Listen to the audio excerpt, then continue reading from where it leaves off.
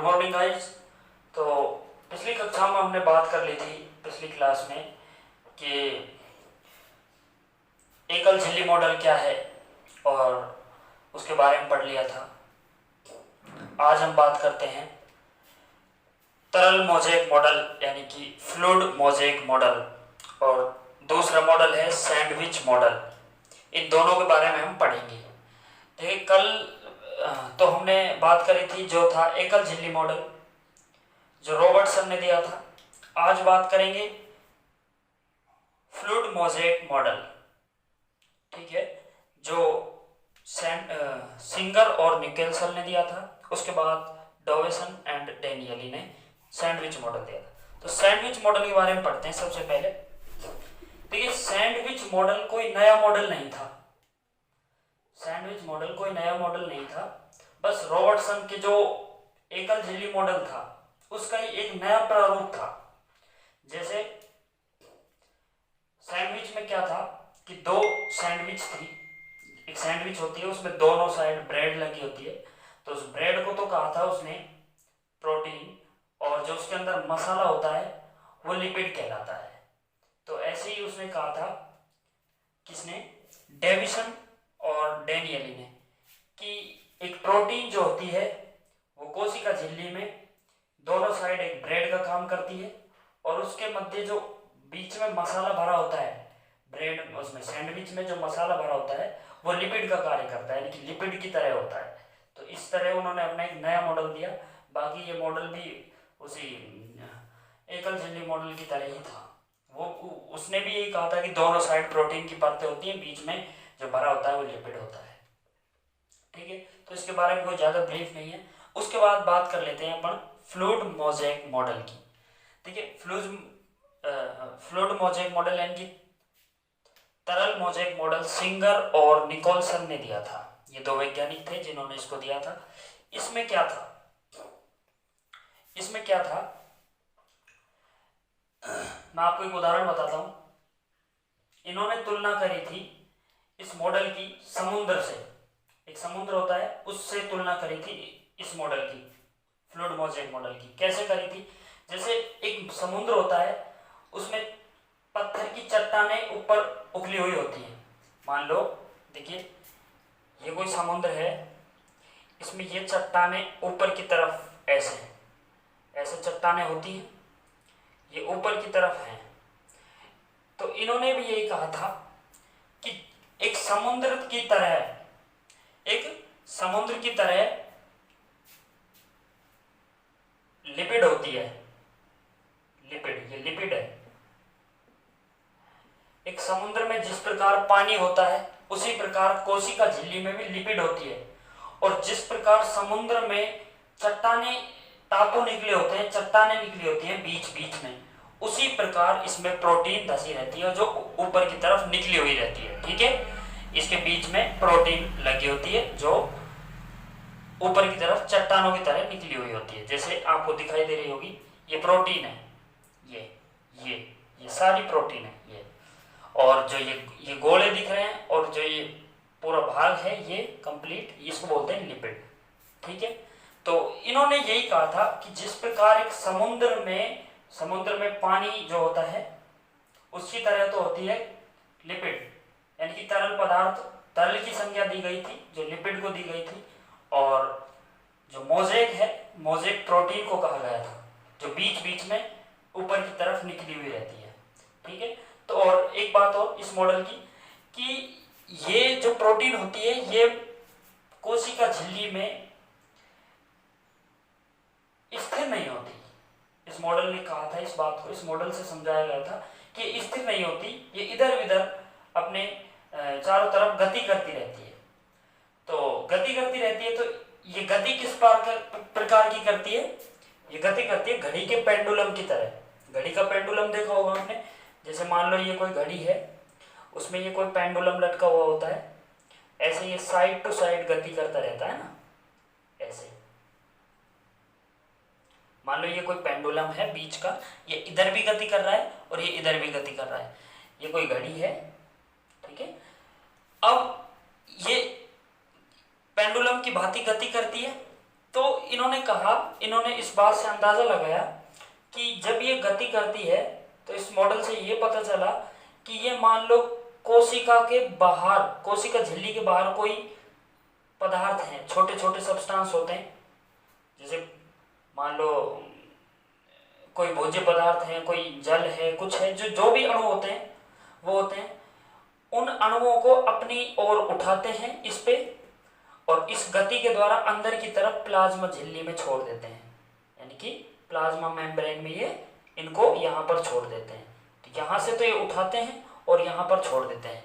ये बात बताई थी इस मॉडल से कि ये घड़ी के पेंडुलम की भांति गति करती है, और मान लो यहाँ से कोई चीज उठाइए और ये यहाँ पर छोड़ देगी इसको, ठीक है। तो ये बात है। और देखिए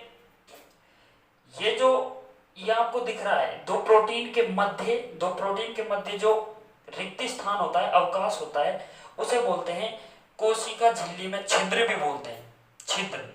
ये छिद्र होता है, इससे क्या है, पैसिव ट्रांसपोर्ट होता है। पैसिव ट्रांसपोर्ट का मतलब होता है निष्क्रिय परिवहन। निष्क्रिय परिवहन होता है जिसमें कोई एटीपी खर्च नहीं होती। मतलब निष्क्रिय परिवहन का मतलब है CO2 और O2 नहीं, ग्लूकोज और H2O के जो आयन होते हैं उनको कोशिका झिल्ली के अंदर या बाहर निकाला जाता है, यानी कि उनका ट्रांसपोर्ट होता है। इस ट्रांसपोर्ट को कहते हैं निष्क्रिय ट्रांसपोर्ट, यानी कि निष्क्रिय परिवहन या पैसिव ट्रांसपोर्ट, जिसमें कोई एटीपी खर्च नहीं होती। अब आता है एक सक्रिय ट्रांसपोर्ट। देखिए आपको ये चित्र दिख रहा होगा, ये है एक्टिव ट्रांसपोर्ट, यानी कि सक्रिय परिवहन। इसमें क्या होता है, ये आपको दिख रहे हैं, ये लिपिड है, लिपिड के अणु, ये प्रोटीन है। अब इस प्रोटीन से ये मध्य में से होकर गुजर रहा है। इसे गुजारने के लिए K+ या सोडियम Na+, ये दो अणु होते हैं। इन दोनों अणुओं को आयन को गुजारने के लिए, दोनों आयनों को गुजारने के लिए इस प्रोटीन के मध्य से एटीपी खर्च करनी पड़ती है, यानी कि इनको यहां से वहां भेजने के लिए एटीपी देनी पड़ेगी, और एटीपी देनी पड़ेगी तो इसका मतलब है कि ये सक्रिय परिवहन है जिसमें एटीपी खर्च हो रही है। इसको बोलते हैं एक्टिव ट्रांसपोर्ट, ठीक है। ये लिपिड के ऊपर ग्लाइकोलिपिड्स लगी होती हैं, ये आपको ब्लैक कलर की दिख रही होगी, अलग ही बनाई हुई है। और ये देखिए, ये यहां से ये होता है O2 और CO2 का परिवहन, यानी कि अंदर जाते हैं ऐसे, और ये प्रोटीन लगी हुई है, इसको बोलते हैं कोलेस्ट्रॉल, ठीक है। फॉस्फोलिपिड्स लेयर होती हैं दोनों, ये आप जानते हो, ये इसका शीर्ष भाग है लिपिड का, ये पुच्छ भाग है जो जल विरोधी होता है, और ये जल स्नेही होता है। शीर्ष भाग जल स्नेही होता है और जो पुच्छ भाग होता है वो जल विरोधी होता है, ठीक है। ये मैंने पूरा समझा दिया आपको, फ्लूइड मोज़ेक मॉडल। अब इससे क्या है, कुछ वो निकाली अवधारणाएं कि भाई इसके गुण, इस झिल्ली के मतलब जो मॉडल है, इस मॉडल से क्या क्या गुण होते हैं, ठीक है। वो गुण भी मैं आपको बताऊंगा। एक चीज और रही, एक्सट्रिंसिक प्रोटीन और एक होता है इंट्रिंसिक प्रोटीन, इंट्रिंसिक प्रोटीन और एक्सट्रिंसिक प्रोटीन। और ये होती है, ये बाहर की तरफ होती है जो दिखती है, और ये होती है अंदर की तरफ जो दिखती नहीं है, अंदर की तरफ कोशिका झिल्ली में अंदर होती है, ठीक है। तो इतना हो गया।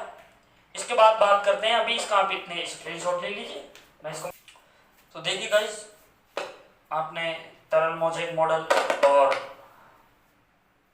एकल झिल्ली मोज़ेक मॉडल, एकल झिल्ली मॉडल और सैंडविच मॉडल, ये तीनों मॉडल पढ़ लिए हैं। आगे बात करते हैं हम जीव द्रव्य झिल्ली के कार्य, यानी कि फंक्शन ऑफ प्लाज्मा लेमा। देखिए कार्य क्या होते हैं, इसके मेनली दो कार्य होते हैं, एंडोसाइटोसिस और एक्सोसाइटोसिस। एंडोसाइटोसिस का मतलब क्या, कि एंडोसाइटोसिस का मतलब है कि वो अपने अंदर किसी भी पदार्थ, यानी कि उसके जो उसके लिए उपयोगी पदार्थ हैं उनको वो किस प्रकार अपने अंदर लेगी। तो इस प्रक्रिया को मैं इसकी डेफिनेशन बता देता हूँ कि कि जीवद्रव्य झिल्ली के द्वारा किसी भी पदार्थ को धीरे धीरे एक उभारनुमा संरचना बनाकर धीरे धीरे अपने अंदर लेना और कंप्लीट उसे अपने अंदर ले लेना, उसे कहते हैं एंडोसाइटोसिस। देखिए कैसे होता है, मैं बता देता हूँ। मान लो ये कोई जीवद्रव्य झिल्ली है, यहाँ पे कोई पदार्थ है, तो ये क्या है, ये धीरे धीरे रूपांतरित होगी, ऐसे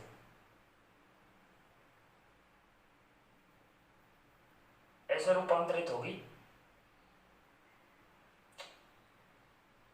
ऐसे, और ये धीरे धीरे इसको अपने अंदर ले लेगी, कंप्लीट इसको अपने अंदर ले लेगी। तो ऐसे होता है इसमें। उसके बाद बात कर लेते हैं, ये दो प्रकार की होती है, एक तो होती है पिनोसाइटोसिस और एक होती है फैगोसाइटोसिस। पिनोसाइटोसिस का मतलब है इसके अंदर, इस वाली प्रक्रिया के अंदर तरल पदार्थ अंदर आएगा, तरल यानी कि लिक्विड, तरल पदार्थ। इस प्रक्रिया के अंदर सेल जो है वो ड्रिंकिंग करेगी, यानी कि तरल पदार्थ, इसको नॉर्मली प्रक्रिया, इसको नाम दे देते हैं सेल ड्रिंकिंग, यानी कि सेल जब ड्रिंकिंग करती है, ड्रिंकिंग का मतलब है तरल पदार्थ को अपने अंदर लेती है, यानी कि उसके भोज्य पदार्थ जो कोशिका झिल्ली अपने अंदर लेगी, यानी कि सेल के जो भोज्य पदार्थ होंगे वो तरल होंगे, और उस जो भी तरल पदार्थ होंगे उस प्रक्रिया को बोलेंगे पिनोसाइटोसिस।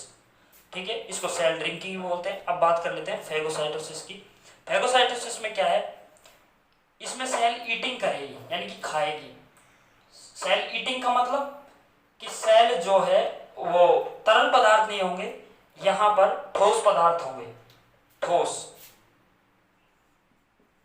ठोस का मतलब सॉलिड, सॉलिड पदार्थ होंगे, और ठीक है, सॉलिड पदार्थ होंगे। तो जब भी कोशिका ठोस पदार्थों को अपने अंदर ग्रहण करे कोशिका झिल्ली के द्वारा, तो उस प्रक्रिया को कहते हैं फैगोसाइटोसिस। ठीक है, बात कर लेते हैं एक्सोसाइटोसिस की। इसको बोलते हैं सेल वोमिटिंग। वोमिटिंग का मतलब उल्टी करना, यानी कि सेल जो भी अपने अंदर कोई भी खराब चीजें होती हैं, बेकार चीज होती है, सेल उसके, जैसे मान लो ये कोई सेल है, इसके अंदर कोई भी बेकार चीज है, कोई भी सब्सटेंस, उसको बाहर निकालती है, बाहर। तो इस बाहर निकालने की प्रक्रिया को कहते हैं एक्सोसाइटोसिस। ठीक है, इसको सेल वोमिटिंग भी कहते हैं। ये फंक्शन ऑफ प्लाज्मा हमने पढ़ लिया। आगे हम बात करेंगे कल, जो इसके प्लाज्मा झिल्ली होती है उसके रूपांतरण, विभिन्न प्रकार के पौधों में या जंतुओं में जो भी है, सब में अलग अलग रूपांतरण होते हैं इसकी। ये किस प्रकार, जैसे मान लो प्लाज्मोडेस्माटा, मीजोसोम और डेस्मोसोम्स, ये सारे रूपांतरण है, तो हम इनको धीरे धीरे एक एक करके पढ़ते चलेंगे। आज के लिए इतना ही, मिलते हैं अगली वीडियो में। अब आप देखते रहिए वीडियो, ठीक है, बाय। स्क्रीनशॉट ले लेना।